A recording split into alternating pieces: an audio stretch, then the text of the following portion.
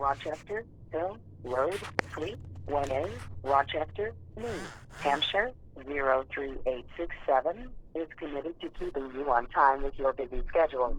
So we are reminding you of your appointment coming up very soon on Tuesday, March 19th at 4:20 p.m. Try to arrive early. If you have questions or need to reschedule, you can call us at 6033-352-401.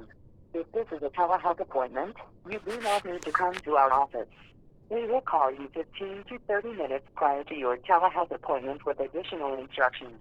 Otherwise, please press 1 to confirm or 9 to cancel this appointment if you have not already done so. This is what we're going to do. We are going to call my primary care right now because I've been trying to get a hold of them for over 30 days. Literally, my primary care is avoiding me. Now, here's the reason. My primary care has been seeing me for a year.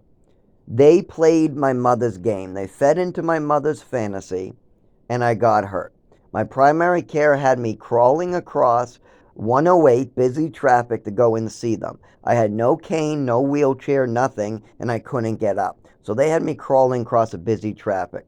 They also had me go into the emergency room in a really, really bad fashion as well. Also, my primary care has been denying very important tests. That, like, I go to the emergency room, the insurance is about to approve it, the emergency room is about to approve it, but either the GI or my primary care will literally put a stop to the testing. And then they refuse to do anything and tell me to go to the emergency room.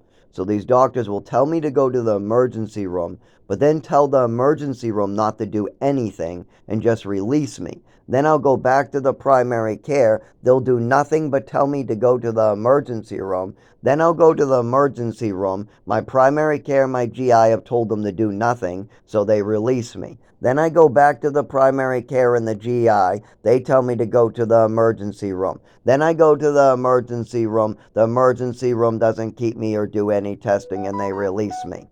Then I go down to the primary care, the neurologist, and the GI. Then the GI and the primary care tell me to go to the emergency room. So then I go to the emergency room. The emergency room doesn't do anything, and then I have to fall down outside, literally bleeding on the side of the ground, crawl onto the bus on my hands and knees, get off the bus like a scoot on my ass, then crawl across the grass to get home.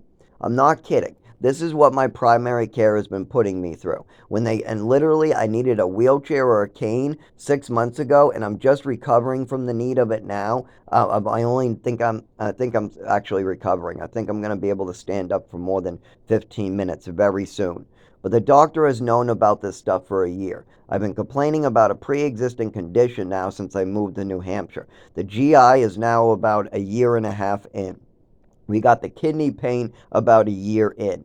All this stuff has been reported, but my primary care continues to play games and avoid responsibility. Also, avoid talking to the patients, what makes it real hard to take down my information. My primary care can't possibly have any clue what's going on with their patient, me.